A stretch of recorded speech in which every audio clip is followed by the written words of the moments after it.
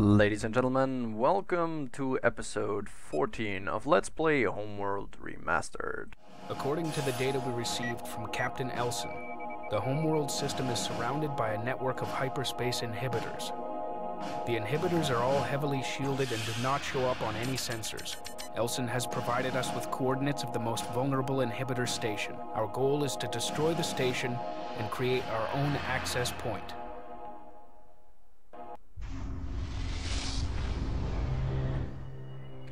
Alright, so here we are once again. And yay, I did get my third heavy cruiser back. Bridge of Size. Hyperspace successful. We are at the edge of the Homeworld system. Group 1 reporting. Elson's information was correct. This is the field generator. We must destroy it. Alright. We'll do that. Group 1 standing Fleet by. 1, Destination get in locked position. Group Fleet 2 2, reporting. get in Coordinates position. Confirmed. Copy. Carrier 3, where are our resources around here? Oh, it's the little dust clouds that are not worth anything. Copy. Group 1 reporting.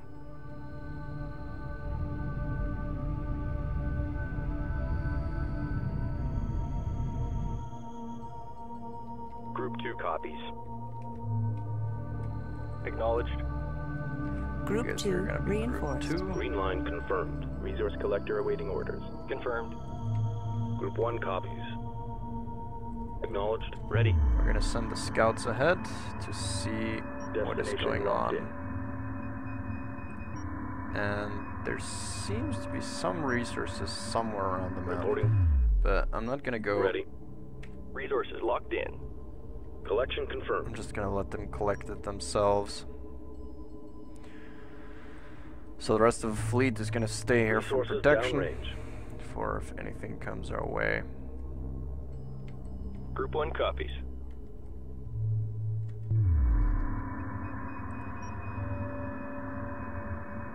Green line confirmed. Group 2 reporting. Moving to destination. Group 1 copies. Okay. Everything is moving as intended. We have enough resources to have the heavy gun research.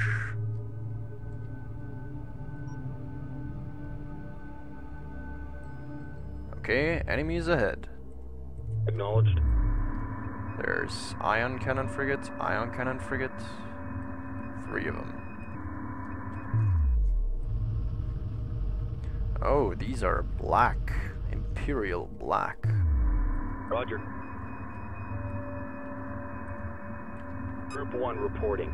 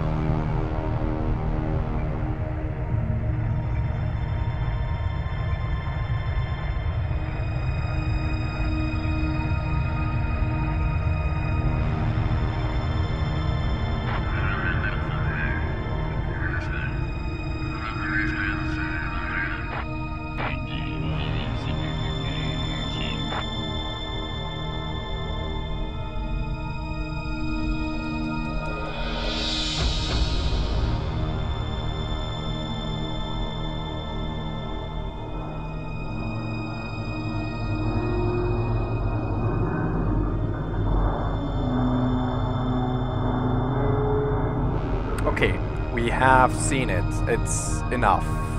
Really. That's...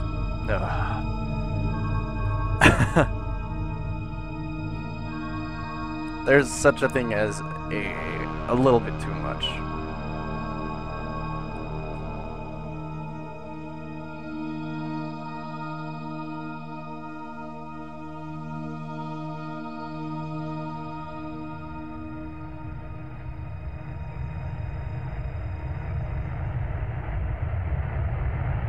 And?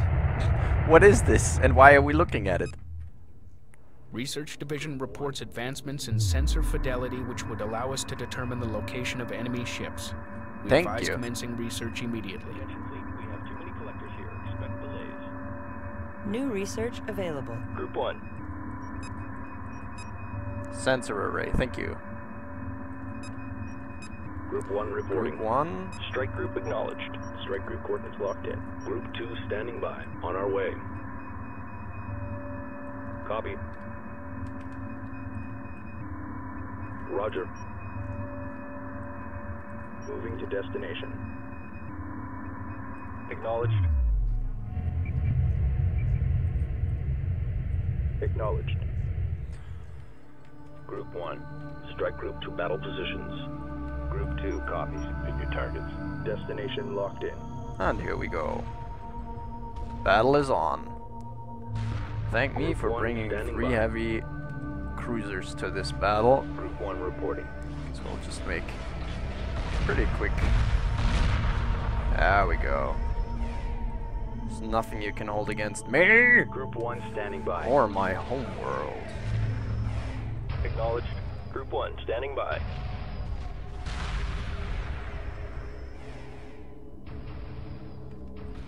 Yeah, this is no trouble whatsoever. So it seems like my fleet here seems to be quite overpowered already, because I have captured 3 heavy cruisers and made them my own. I really had no trouble whatsoever to go up against the enemy whatsoever. And because the rest of the mission is kind of easy, let's put it that way, and nothing too interesting is happening, we'll continue on with another reading out of the art booklet. So, we left with fleet intelligence, and now we continue on with cryogenics. The major stumbling block for the plans to start a new colony was life support. The resources needed to keep 600,000 people alive for years in deep space are simply impossible to store and transport. The mothership would have to be so huge that no number of fusion plants could move it. To solve the problems of a long spaceflight, our life scientists turned to cryogenic suspension. With the technology tested and perfected, engineers began filling the cryogenic hold with 600,000 pods that would be required for the voyage. Volunteers have chosen to surrender as much as 12 years of their lives before the voyage even starts in order to be processed for the cold sleep. First, they are prepared and placed in their cryogenic pods, where they are slow frozen over a period of 2 weeks. The pods are then stored in holding areas deep under the surface of Carrack. Under 100 of them are ready to be placed on a rack module and boosted into space together aboard the heavy unit lifters. These rack modules are then loaded into large cryo trays. A single tray provides power and stable containment for 1,000 rack modules, 100,000 individuals in all. The 6 cargo trays will be loaded into the mothership once the hyperspace drives have been successfully tested. Until then, they will wait in stable orbit near the scaffold. Well, and that was bad, because if you remember from, I think it was episode 3, yes, episode 3, we lost one of those. And now we have lost 100,000 settlers. Unfortunate. Very unfortunate. Alright, but let's continue on. The vast hall aboard the mothership containing our people is the most protected and armored area of the vessel. The cryogenic vault stretches for 3 kilometers and is almost a kilometer across. All that is required for life support is a constant supply of power to the freezing units. A deviation of even a single degree can be fatal to the occupants if it occurs outside the intricate revivification procedure. In light of this, even though the 600,000 pods draw their power from the main reactor core, some auxiliary fusion pylons are set into the vault walls, each one capable of handling the power demands of the vault by itself. Boarding and cryogenic placement has been occurring on schedule for the past decades. And let's continue on with the auxiliary vessel technologies. Due to the unprecedented concentration of research and development required for the construction of the mothership, our strike craft technologies and capabilities are in relatively infancy. Compensation for this shortcoming will continue at every opportunity, with more volatile experiments taking place aboard auxiliary research ships to be constructed during the course of the voyage. Our present capabilities in auxiliary ships are detailed here, as well as some projected systems on which our scientists are nearing breakthrough as the mothership prepares for launch. Presently, the largest auxiliary vessel we're all capable of constructing is the Resource Collector, with the combat vessel restricted to the Soban-designed single-seat Scout. Well, and if we look back here into the video, you see I have uncovered pretty much all of the enemies that are around the Hypergate inhibitor, and I am moving in to engage them. Now let's continue on. Maneuvering. All small vessels are based on the same ducted fusion torch drive which moves the mothership through normal space, but on a much smaller scale. Fighter and corvette drives are so small that they must carry onboard reactive mass to be passed through the fusion torch and ejected as relativistic plasma. This limits their range greatly. Larger, self-sustaining power plants will enable the construction of a new capital ship class provided the necessary chassis and drive research is successfully completed. Well, yeah, we already have that research here, and as you can see, we have capital ships and they're tearing through the enemy fleet like nothing else. And as it seems like, the enemy has activated several standing hypergates, and I am told to destroy these hypergates so they wouldn't gather any new reinforcements.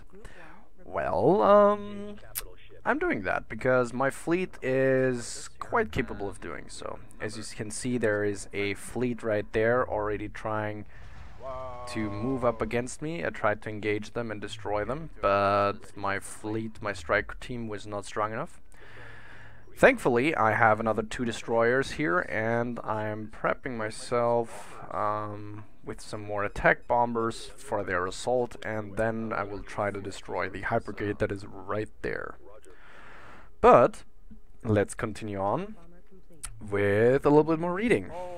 Vector altering maneuvers are achieved by ducting small amounts of the main drive plasma through various ports scattered across the hull of smaller ships. Since the mass directly affects the inertia of the ships in space, small fighters are capable of extreme maneuvers from the ducting of small amounts of the plasma. These craft are capable of intricate attack and defense maneuvers. It is likely that with increases in ship size, agility will drop considerably, and the proposed capital ship class will probably be restricted to slower movement. Sounds about right. Okay, next chapter we have here is weaponry. Hell yeah. We have no idea if there are any military dangers lurking between us and the galactic core. Haha, by now we know better. But the mothership is carrying our most advanced weapons technology to cope with any possible threats. Our current space weapons technology is based on 2 principles of directing catastrophic levels of energy at a target. The first and best known is the kinetic weapon. Projectile guns have been an art unto themselves for nearly 1,000 years now. In space, the principles remain the same, but the implications are far deadlier. The lack of atmospheric friction allows for high-speed projectiles to be fired by magnetic acceleration. Currently, space-based cannons use cylinders of heavy elements covered in superconductive shell and fired from a fairly simple magnetic accelerator known as a mass driver. Speeds of almost 10,000 meters per second are possible, and there are plans for larger ship guns that could fire much larger projectiles. Currently, fighters carry small rapid-fire mass drives in a multiple rotating barrel configuration. Yay! It's a minigun in space! So, another weapon discipline was born in our exploration of space, and it is based on the focused direction of high-energy particles. These ion beam weapons, as they have come to be known, are currently based on the principle of firing streams of positive ions from a particle accelerator. These weapons are capable of delivering incredible levels of energy to a small area. Unfortunately, the prohibitive energy cost of creating large beams at long range means that our current power plant technologies are inadequate for fielding these systems. In fact, beam weapons may be so massive that entire ships may have to be built around them, the weapon itself. And if you remember, our ion cannon frigates are pretty much an entire ship built around the gun. Though our destroyers and heavy cruisers right here are pretty much have multiple of these on it, as you can see them firing right now. Also, what you see about here is I have engaged the space gate inhibitor, and yeah, we're starting to destroy it piece by piece. Continuing on, currently the ranges and velocities of Space Comet have made missile technology completely inadequate to the task of delivering explosive payloads. While there are no foreseeable plans for missile-based weaponry, a recent projection analysis has revealed the possibility of a quantum leap in missile speed and intelligence, which would make them viable weapons. And yeah, it does. If you remember, we have the missile destroyers in our fleet. Well, not at the moment, because most of the time they are destroyed fairly quickly, but still. Okay, continuing on. Armor and defensive systems. A survival in space through the preservation of pressurized crew areas is the highest priority of ship designers. Whether considering theoretical enemy action or disastrous encounters with natural phenomena, if you remember, asteroid field, ship hulls are designed to survive, with multiple layers of redundancy to compensate for a variety of effects. What's wrong with my tongue today? Presently, combat vessels are equipped with an initial ablative layer designed to vaporize instantly at the point of contact with either kinetic or beam weapons. The high-speed cloud of vapor serves to either deflect the rest of the armor-piercing round or cause interference with a particle beam and dissipate its power. Beneath this ablative layer is a thin, power-absorbing layer. Finally, the last layer protecting a ship is a thick crystal polymer composite, interwoven with advanced ceramics. This armor is the strongest material we have yet developed, but it is capable of flexing under extreme impacts. Cockpits are double layered with this kinetic armor. Short of the fantasy of an all-powerful energy shield, this combined kinetic and beam defense gives our ships the greatest chance of surviving damage while maintaining a manageable mass-to-thrust ratio. Frigate-class ships will be heavily armored. The dark composite subskin can be seen beneath the ceramic surface armor. Now that is something I don't particularly remember, but we'll see. And the next chapter is mission priorities. Or did we already read that? I think we already read that. So, this pretty much concludes my reading here, I think. I mean, there's a lot more in the booklet itself, because if you remember, the Karakian people are actually, is it like a clan-like society? And there are many different clans. For instance, we have the Keith Galzin, which have their own little symbol, or the Keith Paktu. What else do we have here? We have the Keith Soban. We know the Soban, and you will get to know them in Homeworld 2. And the Keith Sajet, the probably most known one, because Karen Sajet is Fleet Command. What else do we have? We have the Keith Nabal. You will also get to know that name in Homeworld 2, if I remember correctly. And we have Keith Manan, which kind of reminds me of Star Wars KOTOR 1. And yeah, that's about it. And then there's some funny things in it as well, but we'll get to that maybe another time. But let's get back to the episode. Alright, that should be it, right? Unless we're supposed to destroy all of the other hypergates. The field surrounding the Homeworld system has been shut down. Hyperdrive online. Well, there we go. This concludes the mission, and I'm getting the hell out of here. See you guys in the next episode.